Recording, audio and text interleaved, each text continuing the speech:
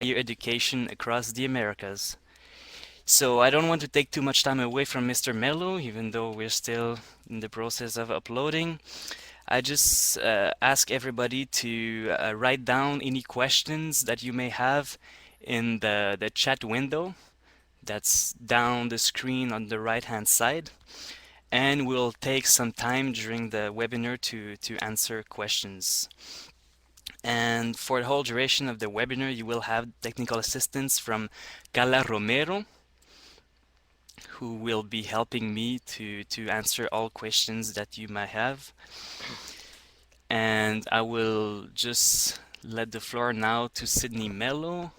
I don't think it's gonna be long for him to upload the document, and then we'll be ready to start. Okay, Nicholas.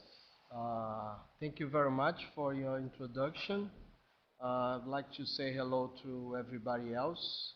About 16 people from different places. We are with 50% uploading going on, and I guess will be the time to make some introduction of my presentation then. As Nicolas said, my name is Sidney Mello. I'm a geologist, uh, to honestly more like a marine geophysicist. Um, I've been a lecturer at the university for 25 years so far at Universidade Federal Fluminense. And Universidade Federal Fluminense is one of, I would say, is one of the top 15 of federal universities in Brazil. We are about 60 federal universities. We have, for the moment, we have about 45,000 students, or going to 45,000 students, undergraduate courses.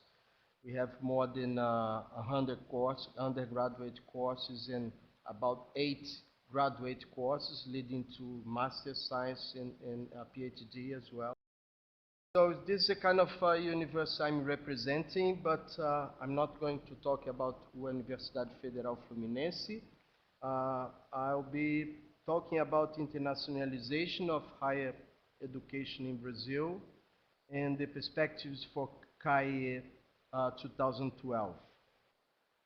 I'm glad to give this seminar, which is going to be more descriptive of higher education in Brazil than to make some to raise some critical points on that in terms of I've been working in Brazil and abroad and the difficulties to have internationalization going on in the Americas as a whole, because of if we look at the internationalization in Europe, it's been going on, and by contrast in America we haven't reached a proper point so far, and that's why we are putting CAEI 2012 and other meetings in the center of our attention.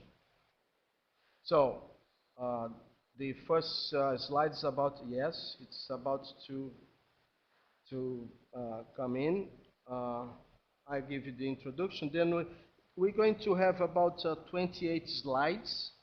And the slides will be divided. I would say that the first part, which is going to be more or less 5 slides, I'll be talking about overview on internationalization and politics, economy, and investments in higher education, science and technology in Brazil.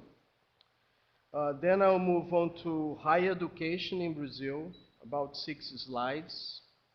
Then what we call here as waves of internationalization. Only 3 slides will try to summarize what's going on in internationalization in Brazil.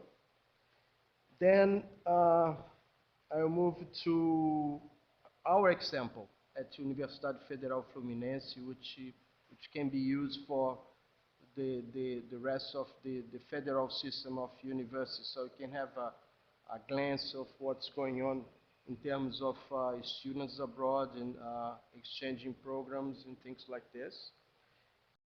Then will be a couple of slides on that, and also about the agencies. Who is supporting internationalization in Brazil? And then we move to CAEI 2012, 5 slides, and then come to a conclusion. So it's going to be 28 slides, and I'll try to make clear for you, hopefully. Okay.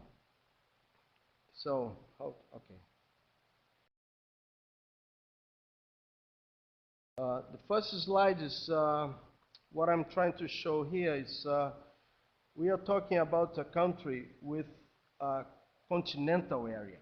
So we're not talking about a country, an island, but we are talking about a country with more than 8,500,000 square kilometers. So we're talking about almost a continent between the size of Canada and Australia. And we share border with other countries in South America, apart from Ecuador and Chile. We live in peace for almost 140 years, which is, I would say, Brazil is a friendly country. Honestly, I think if we have been engaged in some kind of war, we've been driven to, instead of we provoke them. If you look at on the other side, we face basically for the Atlantic Ocean, and our coastline is honestly more than 7,367.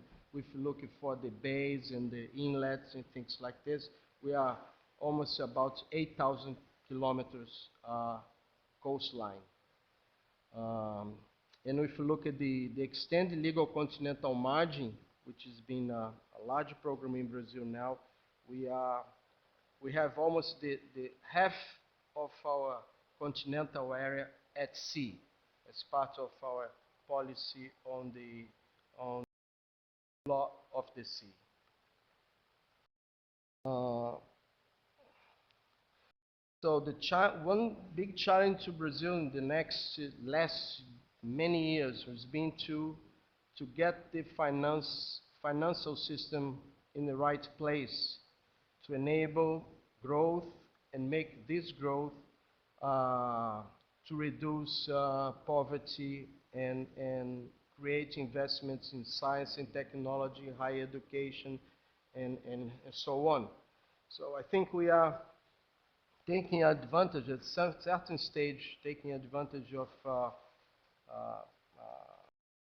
well-regulated financial system, and we've been growing about 7.5% a year. That was the growth of Brazil for 2010. So based on that, we have constructed a sustainable development, and which has demand hard work and enormous resources, but we have challenges ahead. It's important to mention that Brazil is a member of diverse organizations, economic organizations such as Mercosul. Still bumping somehow. It's not a very, very strong organization, but it's something that we have to make happen. We have also the UNASUL, G4, G8 plus 5, G20, and so on. So Brazil is one of the BRICS, Brazil, Russia, India, and China countries, which economic potential could lead them to be among the most dominant economies in the future. So that's the second point to make on the Brazil overview. And the third, which is it's as important as the other ones, and is essentially based on the way Brazil wants to be in a world arena, which is essentially to make domestic and international sphere something united as a national policy. It's been like this for many years in South America, but Brazil definitely wants to make a key. We could use this as a keyword for for the internationalization of Brazil.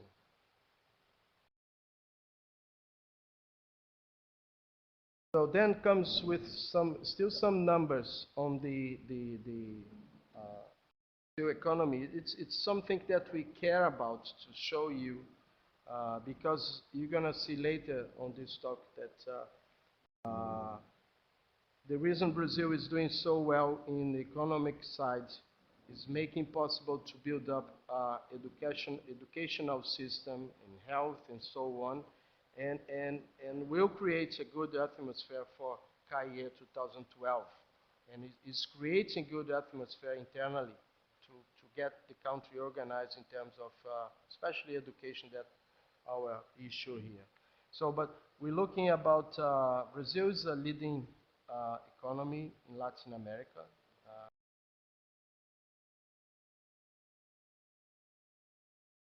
Seventh economy worldwide, and is going to fifth in the next few years. It's going to, and we invest hard in transportation, energy, sanitation, housing, water resources, things that I mentioned as keywords to reduce poverty and make the cities better organized in the whole system, uh, ready to our growth. And more than that, Brazil is also self-sufficient in oil production and with a leading technology in deep sea exploration 2007. So we are talking about a country prepared, getting ready to do the proper things in terms of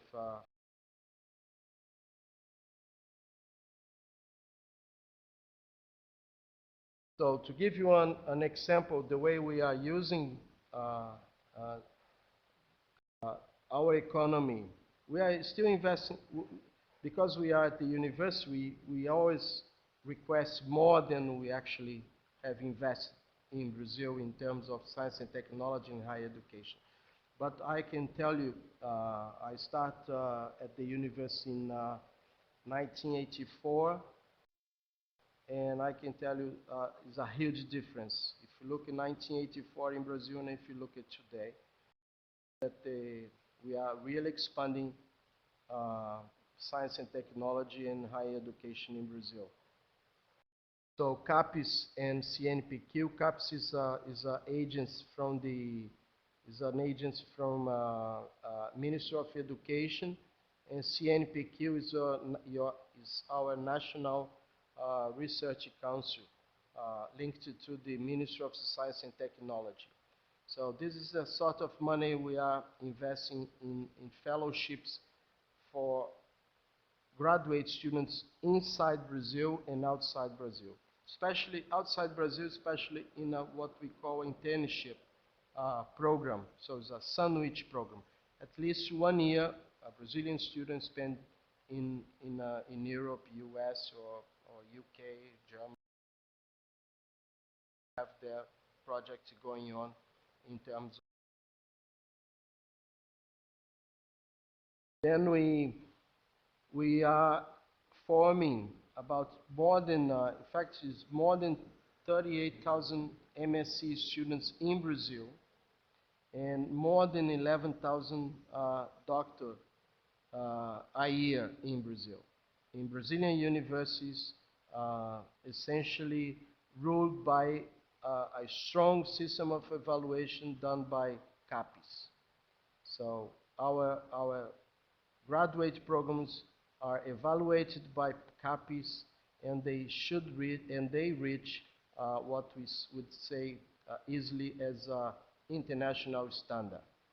If they are not going to an international standard, these programs, they fail to succeed, and then we discontinue them. Brazil ranks 12th place in the world ranking of relevant scientific production, which means that we have more publication than ever in Brazil, And most of this refereed publication is done by the Brazilian universities. Brazilian universities uh, are in fact, uh, uh, responsible for the publications, for the most of this publication we've seen, because especially the federal universities and states universities, they are they do research. So these are the place where the research is being doing in Brazil, is at the universities linked to the graduate programs. So, and because of, and this number here on the top and this one on the bottom is showing you that we are not very happy with the number of universities we have so far, so we are expanding the system. So we are introducing more universities everywhere in Brazil and also new campuses. And we should invest more than $2.1 billion until 2012.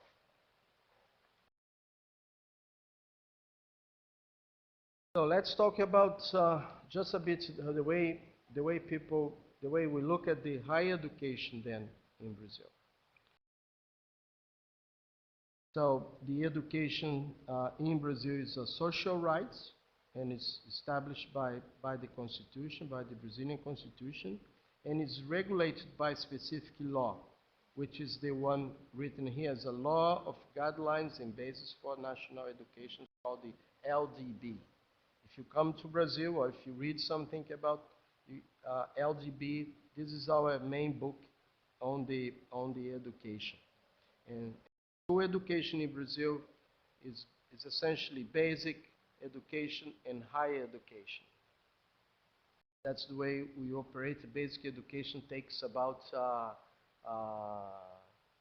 11 years, and then we move on to higher education, which is essentially 4 to 5 years, and then move to postgrads. In a stricto sense would be something around 4 years to finish as a PhD and 2 years to finish as a master degree. Who actually offered higher education in Brazil, which are the modalities and how we treat the graduate programs, and how we operate our undergraduate programs. That's the kind of things we summarize in these slides. And if you look at who offers the higher education, so universities, university centers, schools, higher education institutes, and technological education centers, and they can be public or private institutions. So in the past, we have many private institutions. We still have some, but there is a huge growth of public institutions in Brazil so far, since government of President Lula. So if we look at so therefore we offer university and technological education centers. These are the key unities to provide, to offer higher education in Brazil. So if you look for the modalities, they are essentially presential courses, but so far we introduced our open university system because of that, because of our area and because sometimes the difficulties to reach everywhere in the country. So we need to open up for a system which is able to reach more people at once. To have an idea, for the moment we have 37,000 students at Universidade Federal Fluminense, plus 9,000 students at in this system of open university, studying math, languages, administration, and so on. So we have more than 9,000 students so far, plus our 37,000 in presential system. Lots of people argue about the system in this modality of distance studies, but we've been successful because the same system is being evaluated within the CAPES, within the Ministry of Education. So a student who comes out of the distance system or presential system, they should reach the same standards in the end. So they are not essentially different in their formation. So they have the same formation. We have good examples on how they go to when they go to the markets to look for a job, or even going to a graduate program at the university. So then we have these undergraduate programs, which lead into we can have the degree of bachelor, and then we have the teaching certification, and then the technological education. So it's more like 3 years, 3 years undergrad courses. Bachelor can be 4 years to 5 years, depends on or even 6 years if you go to the medical school. And then teaching certification is something that you can get in 4 years of study. Talking about graduate programs, then we have Lato Sensu, which is what in America is called MBAs or specializations and things like this. This is a kind of a system that we rule at the university. It's not something that has some regulations from the Ministry of Education. So each university does their job on these programs. And they are not financed by the state, so they are essentially paid. So people have to pay to attend this kind of graduate program. Then we have this stricto sensu, which are leading to master or doctorate, which is essentially free. I mean, it's a public school, and then these courses are essentially free. And the students receive fellowships to do it. So at least while they are attending those courses, they have a fellowship, which is a fair money while we are studying, to be honest.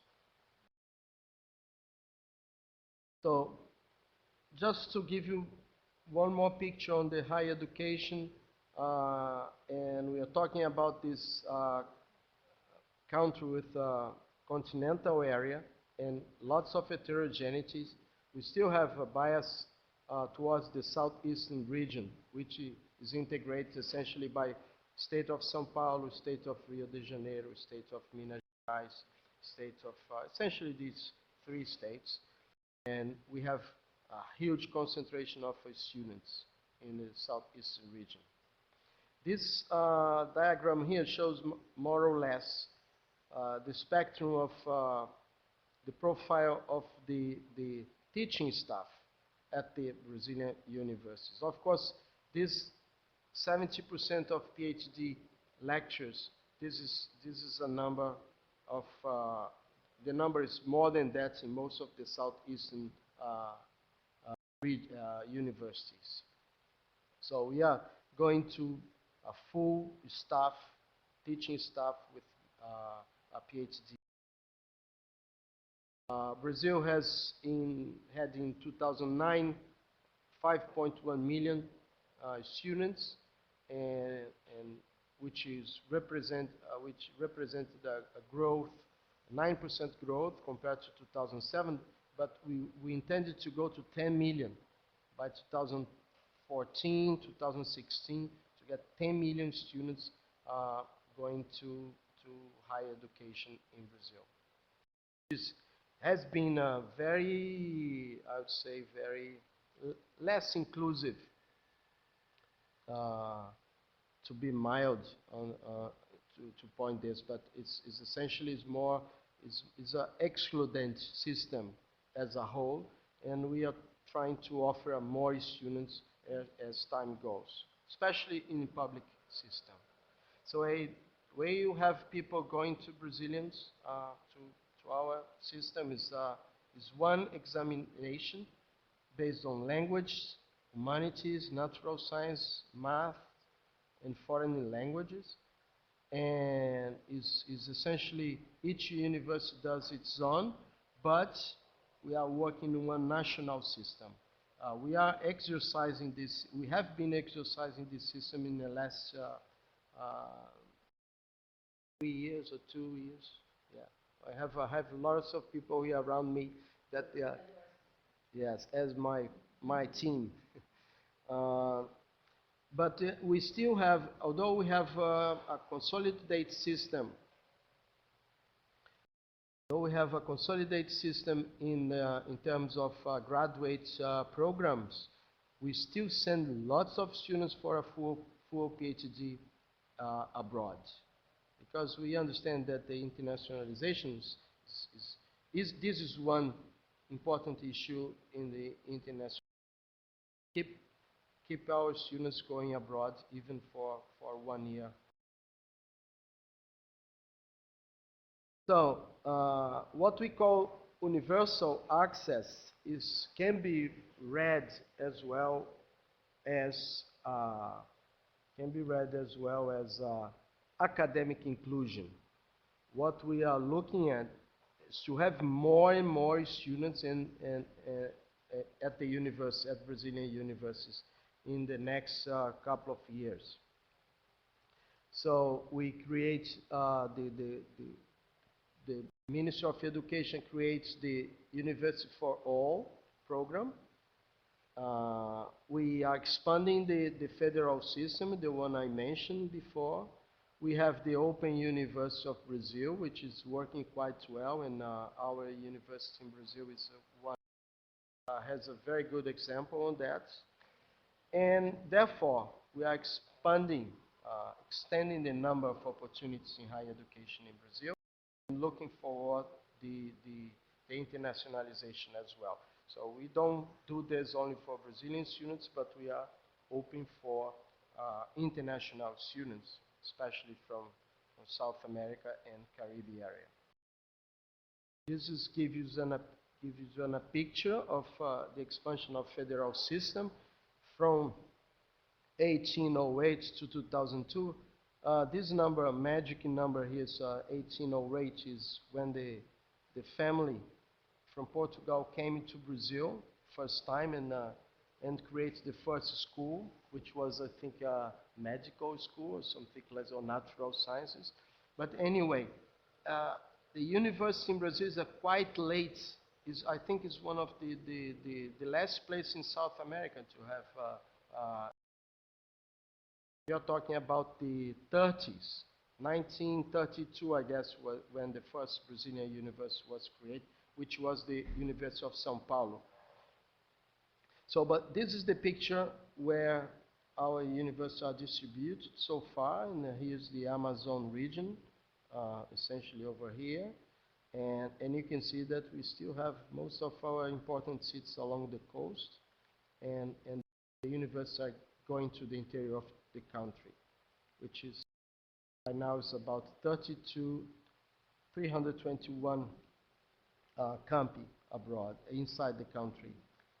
And we're still creating new. The president of Brazil, Dilma, just announced 4 more universities for the next, in this coming year. And this is the expansion of the federal institutes, which is focused on technological formation, 3 years course, which is also quite important for us and to respond to the economic growth and create more people prepared to go to jobs and more prepared to face new jobs and new technologies as well.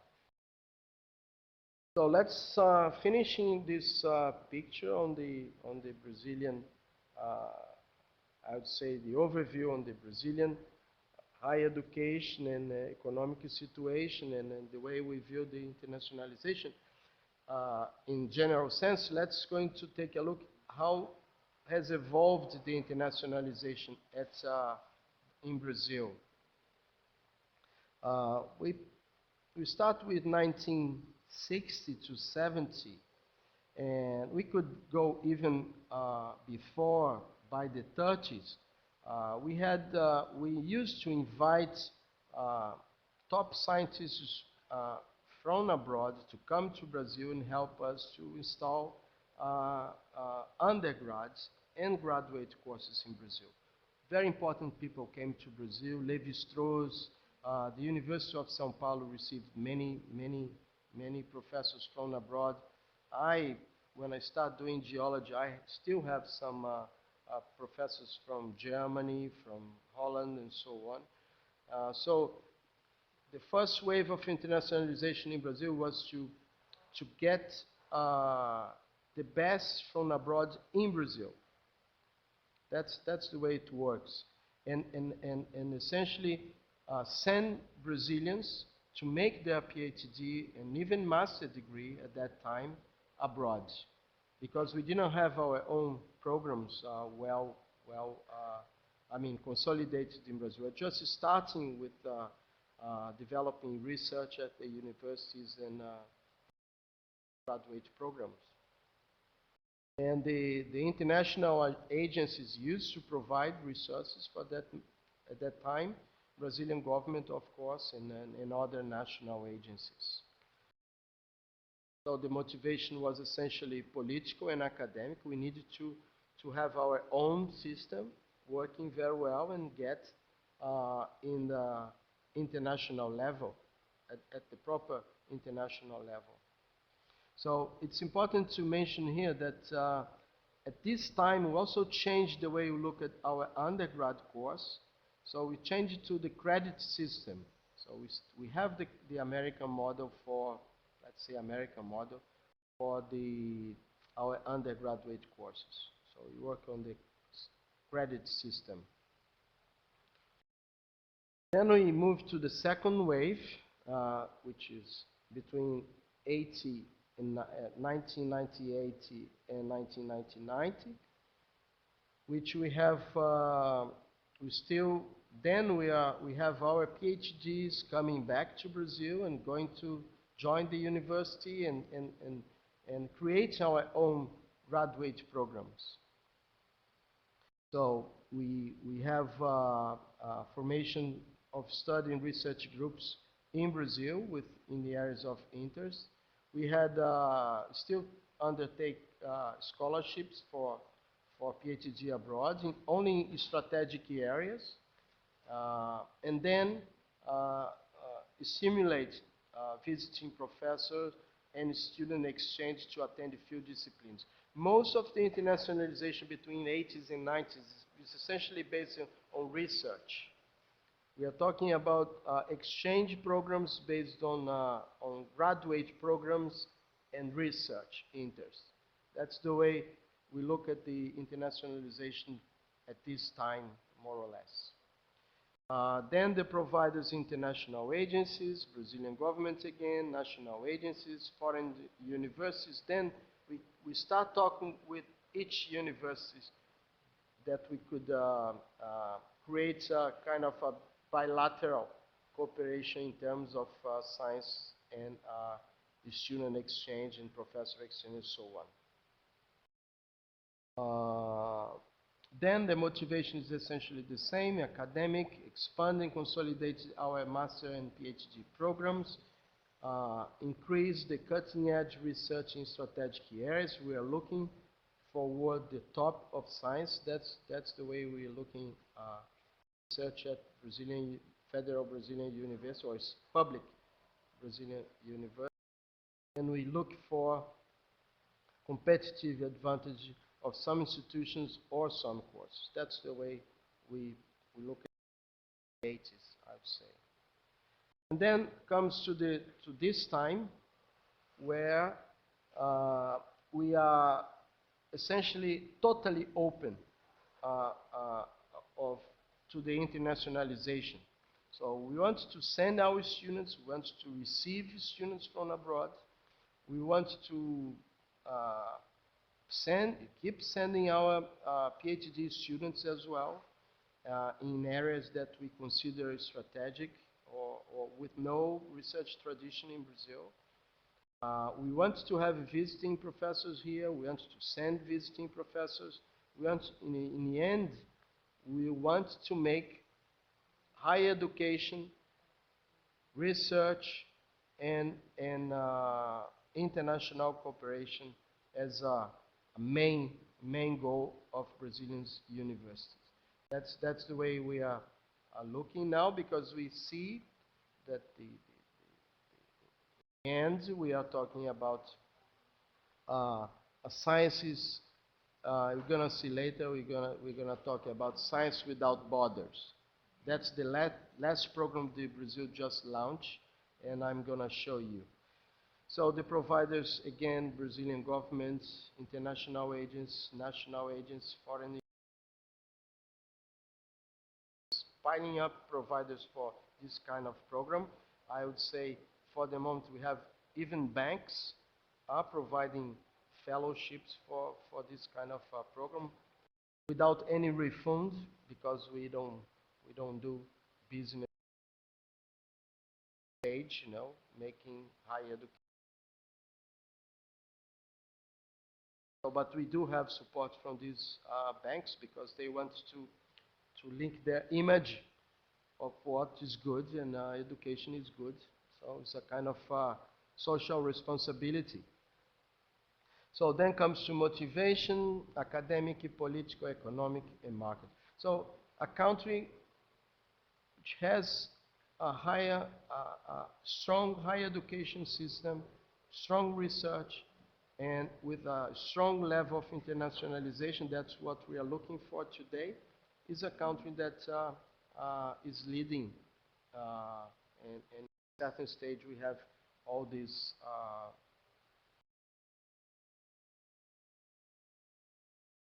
years of cutting-edge research, regional integration, uh, in an inclusive character. So you want all kinds of students, all level of students going abroad.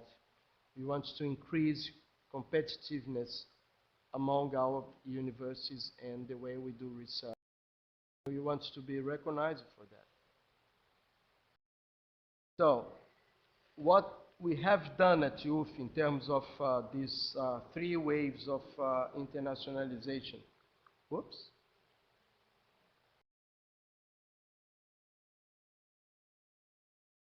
Uh, Internalization at youth is perhaps is not the is a good example, but we can find other universities, federal universities in Brazil, with even larger, uh, I would say, larger CV on internationalization. But I would say that we are doing very well in the last years. So we have more than 100 cooperation agreements with universities, and they are actual cooperation agreements. They are not only on the paper, because in the past, I guess, we had even more than 100 cooperation agreements, but they were only on the paper. So we have plus 15 progress, 150 undergraduate students in exchange program in 2011, uh, 35 scholarships in totally financed by youth. So we are putting our own money, and we're going to be increasing this sort of money to send our students abroad. 15 double degree program with University of Coimbra, entirely financed by CAPES, by the Ministry of Education. 30 mobility scholarships for less privileged students, financed also by the university. So we are looking at the students which usually wouldn't be able to go abroad at the undergrad level. So I want to push them because they are very good. We want to push them to go abroad and have this goal on experience abroad. Then mobility scholarships for less privileged students and excellence financed by the also our foundation. So we are talking about almost 40 students entirely paid by the university for 6 months, at least 6 months. More on that, 20 mobility scholarships financed by bank, as I said before, so as their social responsibility. Lots of banks want to link their image to this kind of contribution. One international PhD program in social communication with the Bergamo University. And I can tell you, we are going to look at least more 3 international PhD programs for the next year, starting next year, with Université Pierre-Marie Curie and Université de Bretagne Occidentale, both from France. We're going to be looking at around, we have 700 faculty members at today actually attending to international events. And we are about 2,900 lectures at the university. We have our own foreign languages. We have our own foreign language programs at Federal Fluminense. And we have good agreements within the Mercosul. So integration, language, and culture is something that is going on as our policy for. These are example of organizations that we are networked with us. One is the OE, which is the responsible also for CAEI 2012. We are part of the Coimbra group. There's a large number of universities in Brazil and Portugal. And Tordesilhas group, which involve Brazilian, Spanish, and Portuguese universities. We are part of the Association Universitaire de la Francophonie as well. We have mobility program with inside the Mercosul, and we are part of the BRAMEX, which is supported by CAPES. Sorry? And Coimbra Group, yes. So these are the federal agencies. Probably you already know about them, but this is the top agency in terms of evaluation of our graduate system, and is the main agency of coordination of higher education in Brazil. CNPq is dealing with research, but because our universities are doing research, CNPq is build up part of our budget in terms of labs and things like this, and money for research is linked to the Ministry of Science and Technology. Then we comes to our regional research support foundations, which is called here FAPS. So each state of Brazil, or almost each state, has his foundation to support research. And the research money comes straight from the incomes of the state. So if you are in a rich state, you're going to have lots of money to do research, as São Paulo, as Rio de Janeiro, as Minas Gerais, and Rio Grande do Sul, and other states of the federation.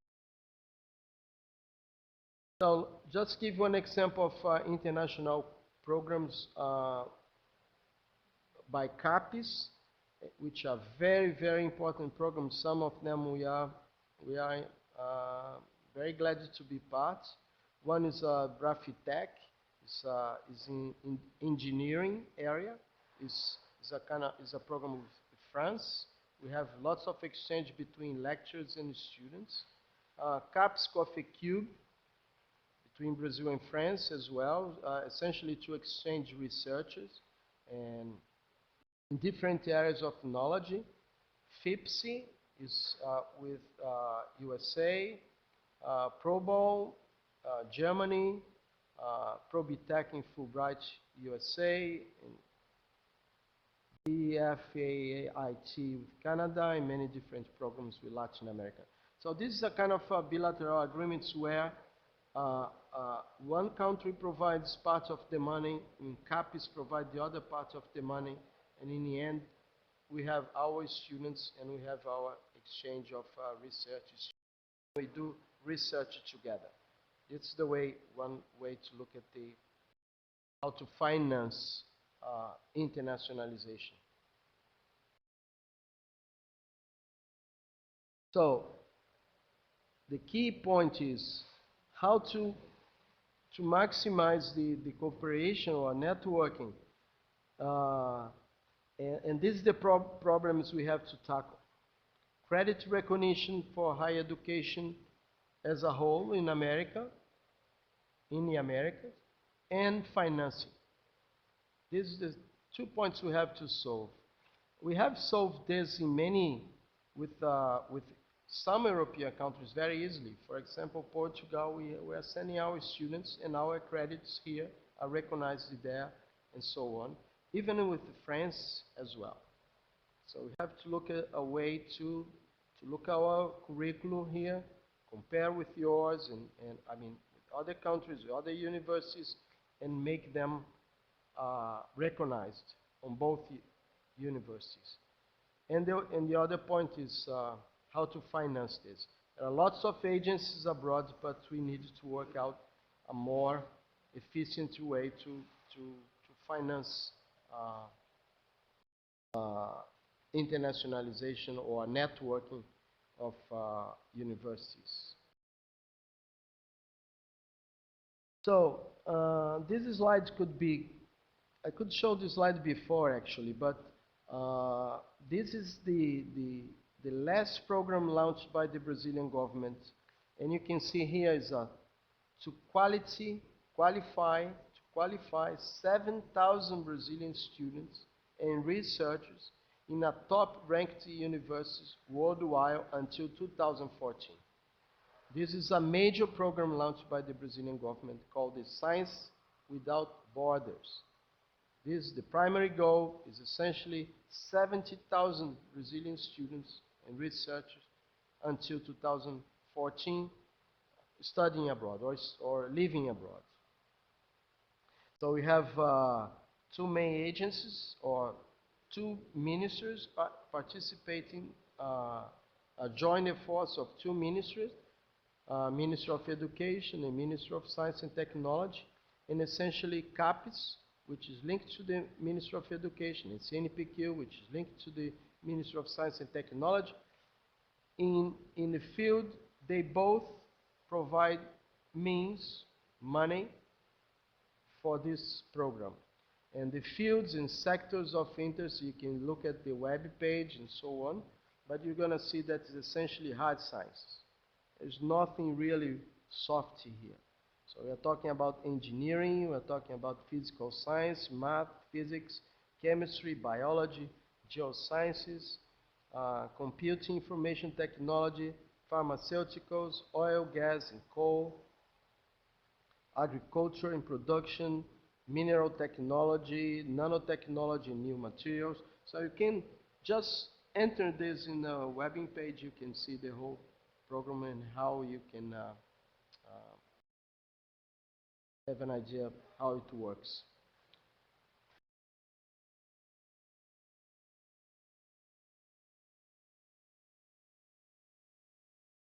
So once you are almost pretty much briefed on the Brazilian side of story, side of internationalization, and you have an example of Brazilian university, you have the way we are getting organized here. We still have lots of problems, as I said in the beginning, because of our heterogeneities, the size of Brazil, and social debts for many years. But we are trying to working fast and get things on track. That's why we said to the organizers of Conference of the Americas on International Education. So Brazil is ready to lead the next Congress in 2012. And I think all the CBIE and CONAHEG and Foreign Affairs of Canada and OE and IOHE, so, and the Conselho das Universidades Brasileiras, de Reitores das Universidades Brasileiras, FAUBAI, which is the Association of Assessorias Internacionais do Brasil, and Universidade Federal Fluminense, we get together to make happen the second Congress of the Americas on International Education. It's a big challenge, but the economic scenario and the situation and position of Brazil today as a articulator of internationalization in Americas can be the right spot to be, and therefore we're ready to do it. What I'm going to show you next is the way our expectation on the CAEI 2012 in Rio. And we said, well, let's bring people to discuss education in one of the, let's say, the nicest spots in the world. So this is the title of CAEI 2012, Essential Components of Quality Education in the 21st Century. This is the title of first CAEI, and it's keep going in the same branch, in the same brand mark. And then we introduce the higher education and inter-American dialogue. So we'll be looking at to see how we solve things in terms of American university and American higher education institutions. So this is our main goal: exchange space for leaders of educational institutions to share strategic issues on the internationalization and its contributions to quality. So we'll be looking at quality as one essential point for any kind of network or internationalization. We want to raise standards. We don't want to make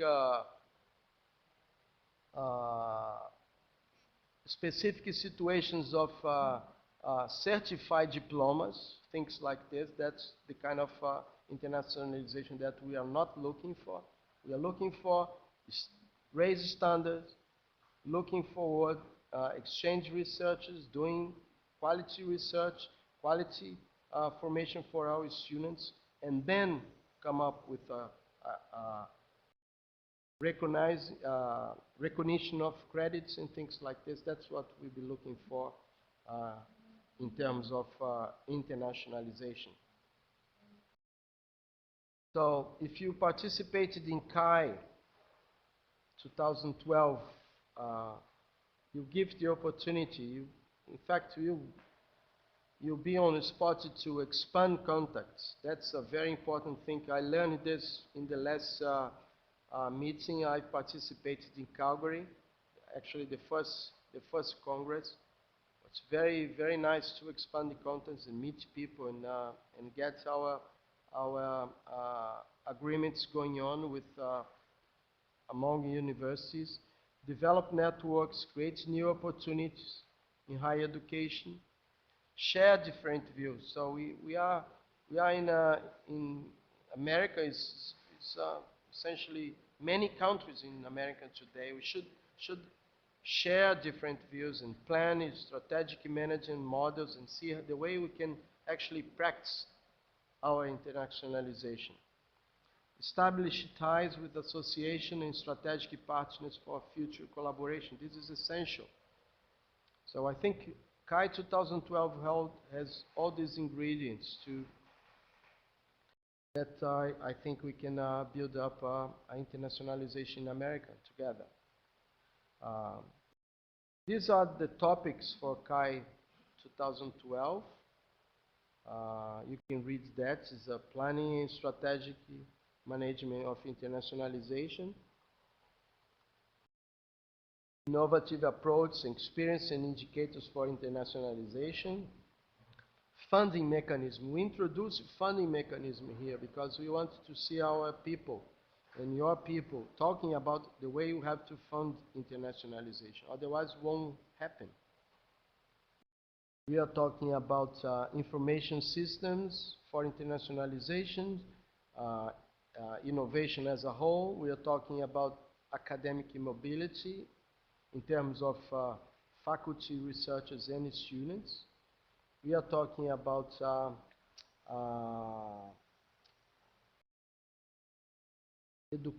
distance education. It's not showing up here, but we will also mention something about distance education in higher education. It's something that we have to talk about during the CAEI 2012. So this is a view of the venue for the event. Windsor Barra, Rio de Janeiro is a fantastic place, I'd say. This is Barra da Tijuca Beach. This is the hotel. And next to this hotel, you have plenty of hotels, less and more expensive than it. And a fantastic internal area that we're going to have share our rooms for parallel sections, workshops, and so on. You can probably can see this in the website. So as a conclusion, network of higher education institutions is mandatory in the 21st century. That's why CAEI the Congress start with this idea of 21st century, looking for quality in higher education and internationalization. And it certainly requires a specific agenda, such as from individual cooperation to institutional cooperation. So you have to go from individual cooperation, which is quite nice, but we should look for institutional cooperation as well. Then we have to look at the mobility of the students on both levels, not only in the graduate level, which is essentially a tradition of Brazil. And then research exchange. This, of course, has to go on, and it's already working very well, and we need to expand the way to finance it. Grants for supporting internationalization, that's what I meant. And academic policies in order to facilitate internationalization. The problem with the credit recognition, the financing. So if you look at the first webinar was internationalization indicators. The second one was training of managers in internationalization. And this third one, I tried to talk about most of everything and especially focus on Brazil and to tell you a bit about CAEI. So thank you very much for your attention and questions. Yes, hi, Nicholas. Thank you, Mr. Melo. As for the questions, we have so far 2 people who wrote questions on the public chat. So if you want, you could either read them aloud or I can do it, and then we can take some time to answer them. And if there's more people who want to ask questions, also it's the time now to write them down simply in the public chat. So, okay, let's talk to Katarina first. Hello, Katarina. And Katarina asked about how high is the percentage of teaching research done in English. So the research is essentially done in English. We don't do Brazilian research here. So it's a kind of, if you do research in Brazil, you do in English. And teaching is a bit complex because depends on the course you are. We have here, if you look at physics, marine geology, marine geophysics, we have special classes in English when we have students from abroad. So it's something that we may develop. We are not essentially ready to get it. But if we have a program of cooperation, then we'll develop English as a full percentage or some percentage in a course. So we have good examples here with classes in English and classes in French, but it's not something everywhere in our graduate courses. The second one comes from Paola Aron Badin. What's the average cost of a graduate, master, doctorate, and how much available in English in Brazil? Okay, again, I guess the English is something that we can work out. It's not a problem to have classes in English in Brazil because most of our teaching staff on the graduate level, they are formed abroad. So they are fluent in English and they do research in English. They have partners in English. So as long as we have students who have an agreement, we have our courses in English. Talking about the average cost of a graduate leading to a master or doctorate is essentially free in Brazil. You don't need to pay it. Everything is free. So it's, but if you are from abroad and you don't have your own support, then it will be tough to get a fellowship from the Brazilian government. So you have to bring your own finance if you are coming to Brazil. Because most of these fellowships are given to Brazilian students. What's the overall quality of Cheney? What's the overall quality of English language instruction for young students to prepare them to academic study in English, either in Brazil or abroad? I mean, depends on the students. If you look at the engineering students, if you're looking for medical school students, they are quite prepared to go to study in English, either in Brazil or abroad. So it's essentially the best courses, the top courses in Brazil. The student comes from a social level that English is a kind of a second language for them. I can tell you here in this room, I have a lot of people with me, and I'm sure their son or daughter, they speak English very well. My kids, they both speak English better than me, and they are studying here.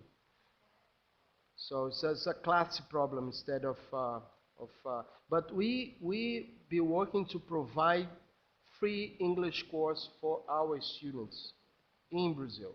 So it will be no problem as time goes, will be no problem. Catherine, okay. Is there any financial support for visiting professor at UF? Yes, you are very welcome. Or any other visiting professor is very welcome. Just looking for the Assessoria Internacional, our international affairs office, our international affairs office. We are keen to have visiting professors. I'll be working on that either for 3 months, 6 months. It's not something for yes, and people are telling me here that we have support from CAPES, Ministry of Education, that with a good project you can come and be with us as well. Yeah, if you have any contact here with one department, something like this, you can go on and make an application. But we want to know about this. So look at our affairs office at UFI.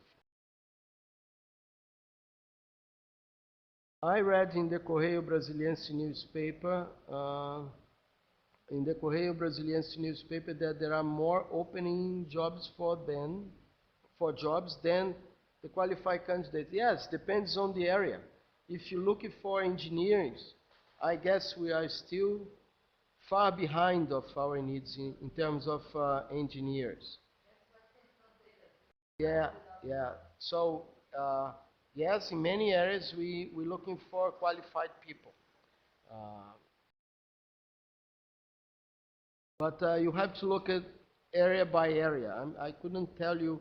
We don't need, for example, medical doctors. We have plenty of them. We are having problems to, to have them in the proper place because they want to be all in the same region.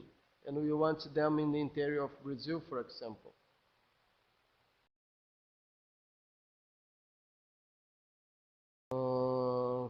When you say you are working to provide free English institutions, do you mean your institution is planning to provide that?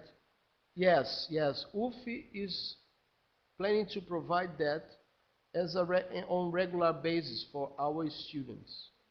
Uh, yes.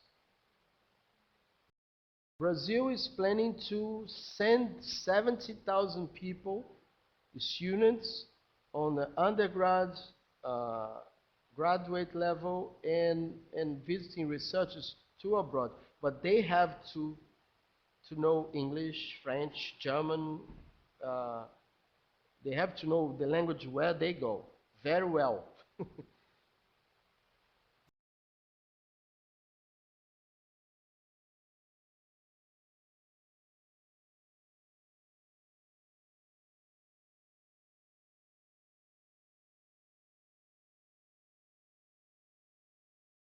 Yes, I mean, we are very open.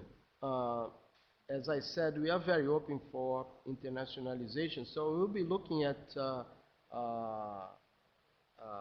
Portuguese language training for English-speaking Caribbean students. We'll be very glad to receive them. That's why we are joining the network of CAEI. Yeah, and also, if you observe, I think I went fast on that or I missed one slide. We have a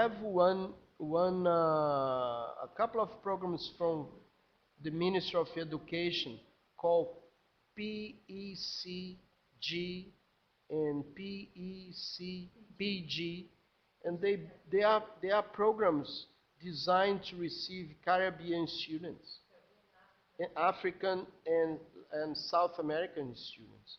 So you apply straight to the Ministry of Foreign Affairs of Brazil through your consulate. So you have to go to your consulate and apply, and you'll be entitled to study in Brazil on our expenses. I mean, you have to have your living money, but you don't need to pay for school.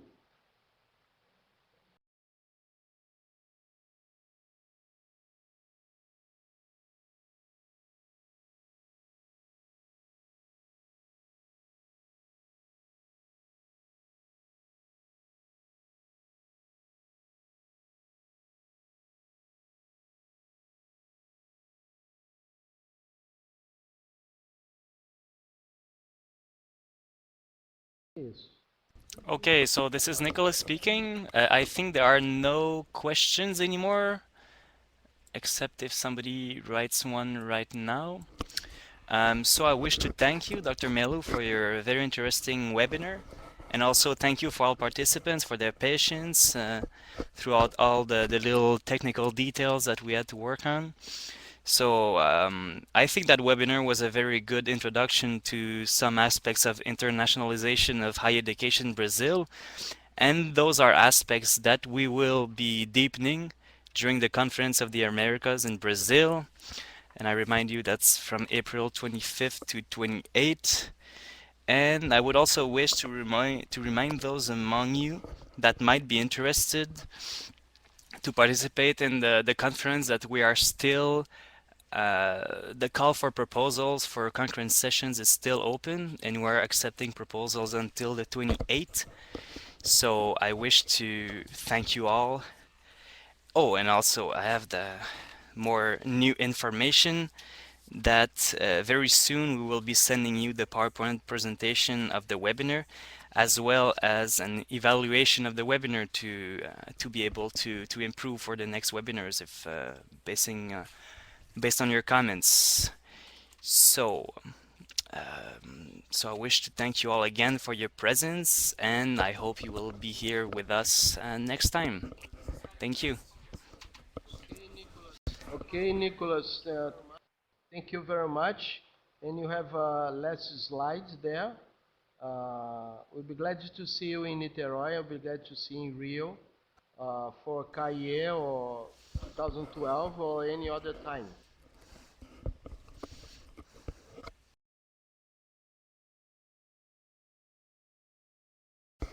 So thanks to all, and see you next time. Bye bye, Nicholas.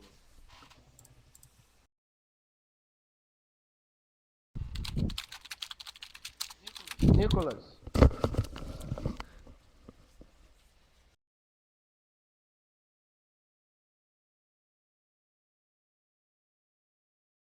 Nicholas, still there?